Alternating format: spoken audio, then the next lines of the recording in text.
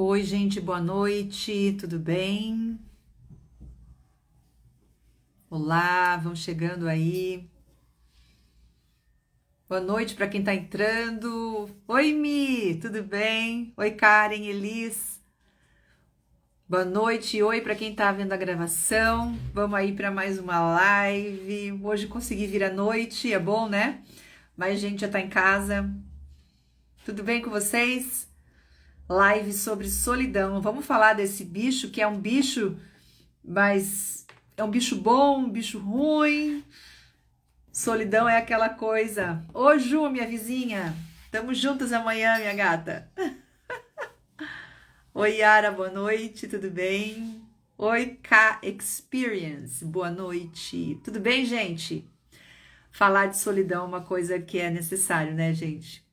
Olha, eu vou dizer pra vocês, a solidão já foi a maior pedra do meu sapato e hoje ela é uma companheira. É uma coisa interessante aí. Vou colocar pontos de vista para vocês, vou ampliar aí como eu gosto de fazer nesse assunto. E vocês aí mexem no caldeirão de vocês, né? Como eu gosto de dizer. Oi, Su! Oi, Suelen! Oi, Di! Vão entrando aí, gente. Que bom que vocês estão chegando. Tema bom, né? E eu quero falar também sobre a perspectiva feminina, né? Porque a solidão para o feminino é um pouco diferente. Acredito eu, vou colocar aqui para vocês me ajudarem. Oi, Mércia. Oi, Cris. Bom, gente, já dei. Sintam-se muito bem-vindas todas. Vou pedir para vocês me ajudarem para fazer subir a live. Manda coração aí, dá um likezinho naquele coração ali. Manda também no aviãozinho se vocês tiverem uma pessoa que vocês saibam que esse tema é interessante. Manda lá para ela. Mas vocês dando coração, ai, gente, obrigada. Vocês sempre me apoiam. Esse coraçãozinho faz o Instagram entregar para mais gente a live e ajuda, né? Então, obrigada aí pelo apoio, né? Vamos lá, vamos falar desse tema, que é um tema bem legal. E acho que bem importante para todas nós, né? Porque passa o tempo, a gente tá aí, né, em 2023, fazendo revoluções, lindamente, esse feminino fazendo revoluções, mas ainda é um tema que machuca, né, que pega bastante a gente. Eu vou falar sobre a perspectiva feminina porque é a que eu posso falar, né, e porque meu público é 97% de mulheres, então vamos focar nisso, né, em nós. Bom, para quem está chegando agora também, e para quem não me conhece, está chegando agora, caindo de paraquedas aqui, eu sou a Cláudia Lebier. Eu gosto de me apresentar de duas formas. Eu sou analista junguiana, sou professora de cursos livres com base na psicologia analítica de Jung. Tá rolando um curso meu agora chamado Travessia, que tem um monte de alunas aí que são do Travessia que estão entrando, né? Mas, sobretudo, eu gosto de dizer que eu sou uma mulher que trabalha com outras mulheres que gostam, querem trabalhar como adultas nas suas revoluções pessoais. Porque foi isso que eu fiz na minha vida e é isso que eu faço junto com outras mulheres também, né? E a solidão feminina é um tema que sempre aparece, né? Seja na clínica, seja nos cursos, seja nas conversas. E é um grande túnel que eu já atravessei, né? Já atravessei ferida esse lugar da solidão. Então, eu acho que são pontos aqui para a gente explorar juntas que é legal. Eu gosto sempre de começar as lives falando um pouco sobre um contexto mais geral, né? E queria dizer para vocês sobre esse posicionamento mais da solidão feminina, né? Por que ainda para nós, mulheres, a solidão é um bicho de sete cabeças para a maioria de nós? Por que ele é mais doído para nós? Por que ele é mais complicado para as mulheres? Vamos pensar, gente. O que a gente tem aí com o patriarcado de carga que é interessante a gente pensar? Primeiro, que nós mulheres ainda lutamos e ainda trabalhamos em nós e fora de nós para que a gente consiga entender que o nosso valor está em nós e não no nosso par, no outro, né? A mulher, por séculos e séculos, e ainda aí estão raspando isso da pele, né? nós fomos sempre valorizadas pelo homem que estava ao nosso lado, né? Então, assim, se a mulher era bem casada, se o cara era bem sucedido, aquela mulher tinha mais valor. Então, o valor da mulher sempre esteve atrelado a esse masculino que nos aceitava, que nos amava em algumas vezes ou só nos aceitava, né? Essa história, gente, do mundo agora há pouco, né? Você pensa na tua mãe, na tua avó, e em alguns casos em você mesma, a gente veio desse lugar, né? Tá tudo muito fresco em nós, tudo muito forte em nós ainda. Então a gente carrega ainda, né? Essa ancestralidade machucada que não via valor em si, né? Então uma mulher sozinha era uma mulher sem valor. Uma mulher sozinha era uma mulher que não tinha dado certo, né? Por isso e também porque aí ela não ia procriar, ela não ia ter filho, ela não ia ter família. E a mulher tem todo esse valor da parceria amorosa e, sobretudo, ela tem a grande função dentro do patriarcado de ser esse centro emocional familiar. Então, imagina a carga emocional dada a nós mulheres nas famílias. Nós somos as que nutrimos, as que seguram a onda, as que agradam, as que deixam as pessoas felizes, as que trazem colo quando dá problema, né? Aquela velha cena, gente, que eu tô falando essas coisas porque tá tudo muito vivo ainda, né? Aquela velha cena do que o homem voltando da guerra e a mulher acolhendo ele, né? Seja a guerra do trabalho, seja qual for. Os filhos tendo dias difíceis e a mulher em casa acolhendo. Então, assim, quando que essa mulher também, mesmo que ela quisesse, ela ficou sozinha, né? As mulheres foram acostumadas a estar sempre no bolo, né? Sempre com muita gente do lado, porque ela está sempre fazendo o quê? Cuidando dessas pessoas. Aí, outra coisa que é muito forte na nossa cultura, né? Sul-americana, latina, que as mulheres acabam começando, né? Em algum momento da vida, cuidam dos filhos, cuidam dos maridos, de maneira geral, eu tô falando aqui, gente, mas vamos pegando essa coisa geral, a gente vai pegando os pedaços para nós.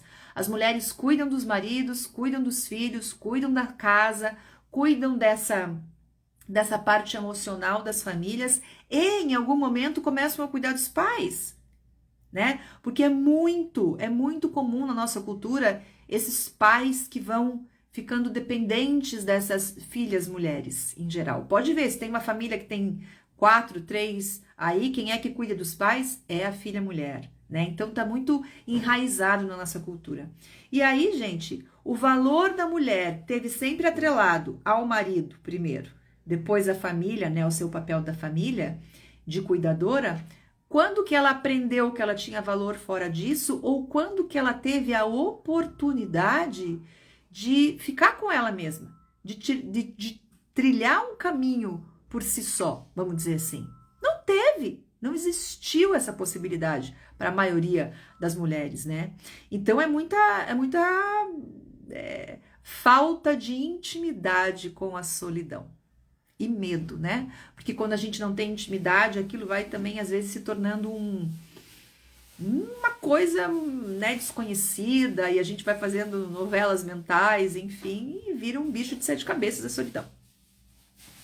Depois aqui no final da live eu vou falar sobre o vício da solidão, mas essa primeira parte é sobre ela ser o bicho de 7 cabeças, tá? As dores e a delícia aqui, né? Então vamos falar das dores aqui, seguindo nas dores. O que acontece, gente, nessa entrada da metade da vida, né? Metade da vida é ali, quando a gente tá entrando nos 40 anos, 35, 40, 45, tá? Nessa parte em volta dos 40, na psicologia analítica, a gente chama da metade da vida, né? O que acontece? Muitas vezes os filhos crescem, às vezes rola um divórcio, rola traição, às vezes rola, né, aquela sensação que a metade da vida traz de, tipo assim, olhar para trás e falar, cara, o que eu fiz da minha vida? Quem sou eu? As perguntas, as queixas que eu vejo muito são, eu não realizei nada. Olha essa frase que eu escuto muito. Eu vivi para os outros. Eu vivi cuidando da vida dos outros. E eu? E a minha vida? Essa é uma frase clássica das 40, 50 a mais, né? E aí as mulheres, muitas vezes, nesse momento, elas entram para o autoconhecimento, porque elas vão buscar respostas, né, para essas grandes perguntas fundamentais, né, para essas perguntas de alma mesmo da gente. E daí o que acontece também, né, gente? Tô falando de maneira geral aqui, mas veja só como acontece muito. Aconteceu comigo também, de alguma forma. Foi um pouco diferente a minha história do que essa, mas em alguns lugares eu também me pego, assim. Mas, de maneira geral, essas mulheres estão tão acostumadas que o outro, que alguém de fora, né, que sempre impediu ela dessa solidão, né, de ficar sozinha com ela mesma, de ter um relacionamento com ela mesma, quando ela vai buscar esses processos de autoconhecimento também, elas buscam muito respostas nesses processos de autoconhecimento vindo por alguém, né? E aí também eu vejo que às vezes o autoconhecimento frustra essas pessoas que entraram um pouco nesse esquema que eu falei, porque elas estão muito acostumadas que a resposta venha do outro, que a guiança venha do outro, que a coisa venha do outro, né? Então, às vezes dá uma frustrada. E eu tô falando do autoconhecimento, sabe por quê, gente? Porque o processo de autoconhecimento, o nosso processo de individuação, né, como a gente pode falar aqui também, ele vai requerer muitas vezes a gente se relacionar. Ele vai pedir muitas vezes o outro, é necessário que o outro exista. Mas tem muitas partes desse processo do autoconhecimento que você vai ter que fazer sozinha. Você vai ter que passar por grandes corredores, né? O túnel ali de questionamentos e de revoluções internas. Tem muitas partes da estrada que você vai ter que fazer sozinha. E aí? E aí? Como é que é? Aí vira um pânico, aí vira um caos, aí vira um medo enorme. E aí a pessoa muitas vezes se afasta também desses processos todos, né? No livro Mulheres, estou olhando para cima porque o livro tá ali. No livro Mulheres que Correm com os Lobos, a gente lembra de uma passagem, né? Que ela fala que tem partes da estrada que a gente vai precisar estar em matilha, né? Mas que os lobos também são animais solitários. Eles vivem muito bem, eles brincam, eles fazem muitos processos de sobrevivência juntos, mas algumas partes da estrada eles também sabem andar sozinhos, né? Para morrer também, muitos animais sabem andar sozinhos na hora da morte.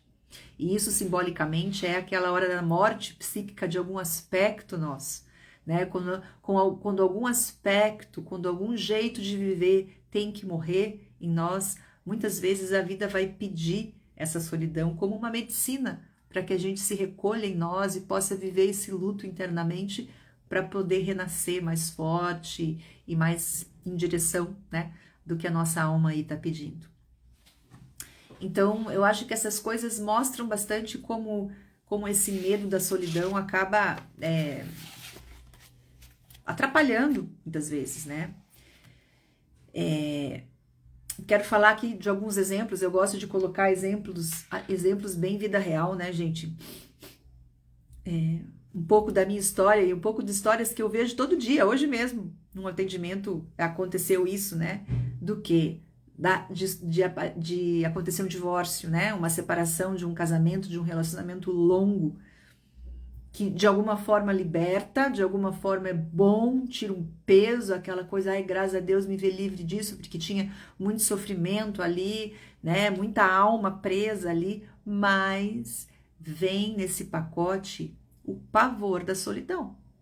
Porque essa mulher não, como eu falei no começo da live, ela não sabe o que é se encarar, se sustentar na própria companhia. Não sabe. E aí vem um pânico mesmo, um medo muito grande dessa solidão, né? E sabe aquela frase, gente, bem clichê, mas os clichês que dizem as grandes verdades também, né? Frase de Instagram que a gente fala que a saída é através, né? Que quando a gente não acha saída nos lugares óbvios, a gente sabe que a saída está por dentro da gente, é um pouco isso, né? Eu falo por experiência própria também, porque eu, como uma boa libriana, que fiquei muitos e muitos anos sempre com um parzinho do lado, sempre de mão dada com alguém, teve um tempo da minha vida, que foi bem na metade da vida, ali com 38, 40 anos, que me vi muito sozinha. E foi muito difícil atravessar o túnel da solidão naquela época, né? Eu achava que estar sozinha era muito errado.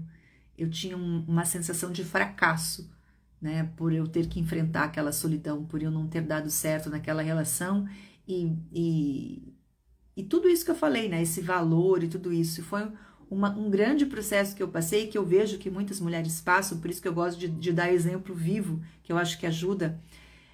Eu tenho certeza, gente, assim, é muito forte dentro de mim, que o crucial para eu ter feito as revoluções que eu fiz, para eu sair do relacionamento, para eu sair de um emprego de 20 anos, para eu sair de uma cidade, para eu começar um novo projeto de vida, eu mudei o meu jeito de viver, eu mudei as coisas estratégicas e logísticas da minha vida, sim, mas eu mudei profundamente o meu relacionamento comigo mesma. E eu tenho muito forte que eu só consegui fazer isso porque eu passei, porque eu atravessei a solidão. E me doeu muito essa solidão. Mas esse enfrentamento do vazio, que tem um aspecto da solidão que é o vazio, né? Que é tipo assim, cara, e agora? Não tem nada aqui. E é desse lugar que começa a construção dos novos aspectos em nós, né? É essa possibilidade de eu me conectar com lados meus, com partes minhas que estavam muito amortecidas nos outros, que eu nunca tinha tido a oportunidade de encontrar ainda, porque estava sempre alguém do meu lado, né?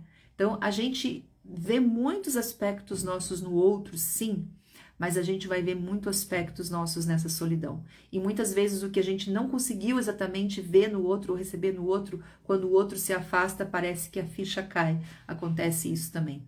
Então, eu falo por experiência própria aqui que essa travessia que eu fiz da minha solidão, ela me fortaleceu como nenhum outro processo, né? Ela me fortaleceu. E eu saí desse túnel, né, como eu chamo, reorganizada, com o luto, tendo passado com o luto vivido de verdade, porque eu tive muita tristeza nessa solidão, que tem esse lado da solidão que é triste, sim. Eu tive muita tristeza, muito desconforto, muitas reflexões, mas eu pude sentir a tristeza, o desconforto e as reflexões das partes não tão legais da minha vida. E como eu falo lá no meu curso, vou dar um spoilerzinho de um pedaço lá de uma aula que é muito maravilhosa, é só quem passa, né? Quem aguenta os desconfortos, quem tem coragem de atravessar essas partes menos incríveis da vida que ganha potência. Então, atravessar o túnel da solidão, a gente sai do outro lado muito potente, né? Não é qualquer escuridão que vai assustar a gente pela vida depois.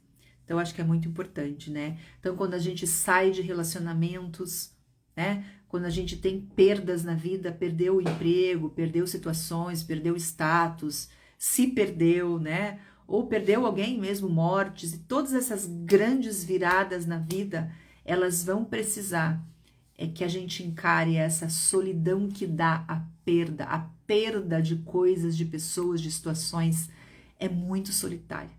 Porque ninguém vai sentir a perda como você. Então você vai ter que atravessar essa parte, né? Então acho que isso é muito, muito importante. Não duvidem, gente. Quero dizer isso aqui com muito carinho. Não duvidem da capacidade que vocês têm de passar por momentos solitários, de ficar na própria pele, na sua presença. Não subestimem essa potência, porque isso é humano, isso faz parte de nós. Então, uma coisa que faz parte de nós, que tá ali, sabe, dentro da nossa alma, ela não vai matar a gente. O que pode matar a gente é a luta contra uma coisa que é inata, que é natural. Ficar sozinho em alguns momentos da vida é natural, faz parte da natureza humana. Então, essa primeira parte da live, eu queria falar desse lado mais, né, sombrio ali, né, ou que as pessoas têm medo. Mas agora eu quero falar de um outro lado, que quando eu abri caixinha nos stories, foi muito interessante. E eu vejo isso também nos meus atendimentos, né? O vício na solidão, gente. O outro lado da moeda. Nesse momento coletivo de tanta informação, de tanta confusão, de tantos relacionamentos que não dão errado, que são difíceis, de tanta falta de contato com si mesma, né? Porque solidão não é processo profundo, obviamente, né? Tem que ter um trabalho também. Não adianta você ficar sozinho e não fazer o processo. Não adianta você ficar sozinho e não atravessar o túnel.